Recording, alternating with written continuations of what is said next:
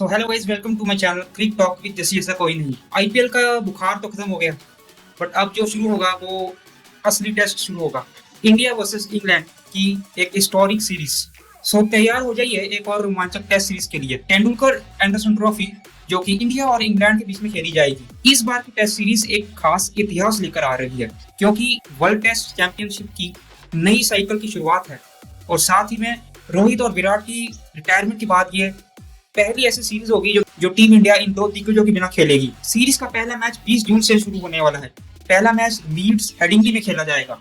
तो दोस्तों, आइए चलिए जानते हैं इस वीडियो में कि इंडिया की प्लेइंग 11 में कौन कौन सी वो 11 प्लेयर शामिल हो सकते हैं जो भारत और इंग्लैंड के बीच में होने वाला पहला टेस्ट मैच में इंडिया को जीत दिला सकते हैं। तो प्लेइंग 11 का जो फर्स्ट पार्ट आता है वो ओपनिंग का आता है, और हर टेस्ट मैच में ओपनिंग पार्ट बहुत ही सेंसिबल और एक क्रिटिकल पार्ट होता है। अगर आपकी टीम ओपनिंग में अच्छा खेल जाती है, एक अच्छी लंबी पार्टनरशिप चल जाती है, तो हर टीम को उसका फायदा ही फायदा होता है। बट इंग्लैंड में जो स्विंगिंग कंडीशंस होगी, उनमें हर टीम इंग्लैंड में जाके डिफिकल्ट सिचुएशन फेस करती है, क्योंकि वहां पे जो स्विंगिंग कंडीशंस होती हैं ड्यूब बॉल के साथ, सो वो हर ओपनर के लिए एक चैलेंजिंग सिचुएशन होती है कि उस सिचुएशन को कैसे हैंडल करता है। सो इसमें पहला नंबर ओपनिंग में आता है यशस्वी जायसवाल का। जायसवाल एक अटैकिंग और स्ट्रोक प्लेयर है। इनका जो टेक्निक वाइज देखा जाए तो और वो बहुत ही ज्यादा अटैकिंग बैट्समैन है।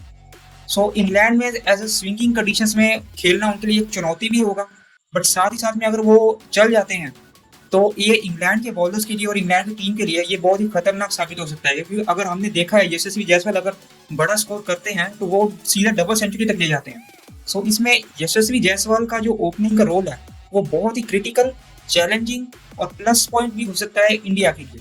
सेकेंड नंबर यशस्वी जायसवाल के बाद हम अगर देखें तो KL Rahul is the better option to open in England technique wise.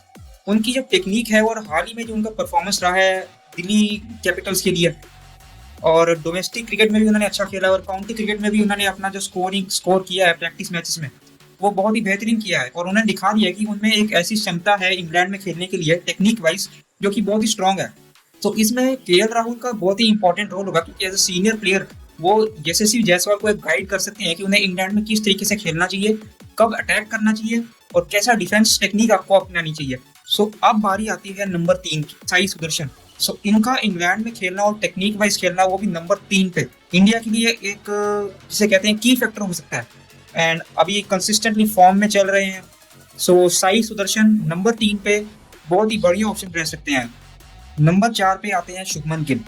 Shubman Gill जिनको अभी अभी इंडियन टेस्ट टीम की कप्तानी कैप्टनसी सौंपी गई है। सो इस एज में उन्हें कैप्टनसी देना और वो भी इंग्लैंड में उनकी पहली सीरीज, सबसे बड़ा प्रेशर तो उनके पास यही फर्स्ट चीज है।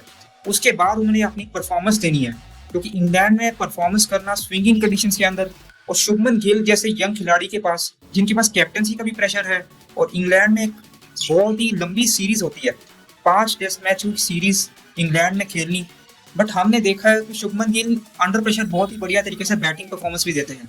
एंड उन्होंने इंडिया में भी टेस्ट मैचेस हो या फिर आउट कंट्री में भी टेस्ट मैचेस हो, उन्होंने बहुत ही अपना एक करिश्मा शो किया है कि जिससे उन्होंने दिखा दिया है कि उनमें टेस्ट क्रिकेट में भी रन्स बनाने की बहुत ही अच्छी कैपेबिलिटी है। सो शुभमन गिल नंबर 4 पे मिडिल ऑर्डर के लिए बहुत ही बढ़िया ऑप्शन रहेंगे। उसके बाद ऋषभ पंत आते हैं। ऋषभ पंत जो कि हाल ही में आईपीएल में इतना बेहतरीन परफॉर्मेंस नहीं दे पाए, हालांकि आखिरी में कुछ मैचों में उन्होंने अपनी बैटिंग परफॉर्मेंस या फिर फॉर्म उन्होंने वापस हासिल की, एक शतक भी लगाया था। ऋषभ पंत एक ऐसे खिलाड़ी हैं जिनको फॉर्म की कोई परवाह नहीं है। उनका फॉर्म एक ऐसी चीज है जो किसी की एक्सपेक्ट में नहीं आ सकती भी वो अगर फॉर्म में है कि नहीं है। सो उनका फॉर्म एक सरप्राइज गिफ्ट की तरह है, जो कि कभी भी अनएक्सपेक्टेड होता है, कभी भी आ सकता है। उनमें एक ऐसी कैपेबिलिटी है, वो एक हारा हुआ मैच एक जीत में तब्दील कर सकते हैं। इंग्लैंड की कंडीशन में अगर मैच कहीं पे फंसा हुआ हो, अगर 50 पे 5 डाउन हो, 6 डाउन हो, या फिर 100 पे 6 डाउन हो, 5 डाउन हो, बट और वहां से अगर हमें 100-150 रन चाहिए हो जीत के लिए, तो ऋषभ पंत एक ऐसे खिलाड़ी बन सकते हैं जो हमें हारा हुआ मैच भी जिता के लेके जा सकते हैं। सो ऋषभ पंत नंबर 5 पे मिडिल ऑर्डर के लिए एक बहुत ही बेहतरीन विकल्प साबित हो सकते हैं। नेक्स्ट ऑप्शन 6 पे मोस्टली करुण नायर आ सकते हैं। करुण नायर का एक लंबा वेटिंग गेम चला, जो कि उन्होंने बहुत ही ज्यादा जिसे कहते हैं पेशेंस रखा है इस टीम में आने के लिए, और उन्हें अपना फल भी मिला। उन्होंने प्रैक्टिस मैचेस में भी करुण नायर ने बहुत ही बढ़िया परफॉर्मेंस दी है। एंड अभी उनका इसका फल भी मिल गया है कि उनको इंडियन टीम में शामिल किया गया है। सो वो मे भी नंबर शफल हो सकता है कि अगर ऋषभ पंत सिचुएशन के हिसाब से देख सकते हैं हम, तो करुण नायर 5 नंबर पे भी आ सकते हैं और ऋषभ पंत 6 पे भी आ सकते हैं। तो अगर नहीं तो अगर ऋषभ पंत 5 में आ सकते हैं और करुण नायर 6 पर आ सकते हैं। सो नेक्स्ट नंबर आता है नीतीश रेड्डी का। नीतीश रेड्डी एक ऐसे प्लेयर उभरे हैं जो कि एक आउट ऑफ द बॉक्स, जिन्होंने कोई सोचा भी नहीं होगा। नीतीश रेड्डी एक ऑलराउंडर के तौर पे इंग्लैंड में इंडिया के लिए प्लेइंग 11 में होने के चांसेस रख सकते हैं और वो भी 90% से अबव। बट उन्होंने मॉर्नी मॉर्कल जो कि इंडिया के बॉलिंग कोच है, उन्होंने नीतीश रेड्डी को बहुत ही ज़्यादा सपोर्ट किया और उन्होंने एक काबिल ऑलराउंडर नीतीश रेड्डी में दिख रहा है जो कि इंडिया को एक फ्यूचर में इंडिया को बहुत से ऑलराउंडर के तौर पे मैचेस जिताने की। सो नीतीश रेड्डी के ऊपर प्रेशर भी होगा कि उन्हें फोर्थ बॉलर जो कि फास्ट बॉलिंग ऑप्शन होता है इंग्लैंड में, सो उस फोर्थ बॉलर की ऑप्शन को उन्होंने पूरा करना है और ज़्यादा से ज़्यादा ओवर उन्हें डालने पड़ सकते हैं। सो नीतीश रेड्डी 7वें नंबर पर बॉलिंग ऑलराउंडर के तौर पे एक मीडियम पेस बॉलिंग ऑलराउंडर जो कि अच्छे विकल्प साबित हो सकते हैं।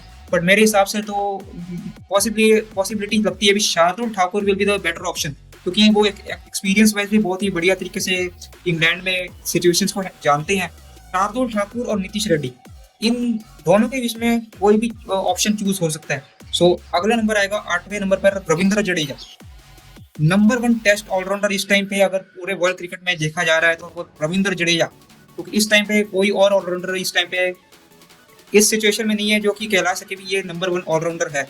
रविंद्र जडेजा इंग्लैंड में उन्होंने पहले भी बहुत ही बढ़िया प्रदर्शन किया हुआ है बैटिंग से बॉलिंग से। सो रविंद्र जडेजा एक एक्सपीरियंस प्लेयर के तौर पे इंग्लैंड में इस पूरी इंडिया की 11 में वो एक्सपीरियंस उन्हें ज़्यादा है इंग्लैंड में खेलने का। सो एक proper senior player Ravindra Jadeja 8वें नंबर पर स्पिन ऑलराउंडर के तौर पर गिने जा सकते हैं। अब आते हैं मोस्ट इम्पॉर्टेंट फेस इंग्लैंड में जो कि है फास्ट बॉलिंग का।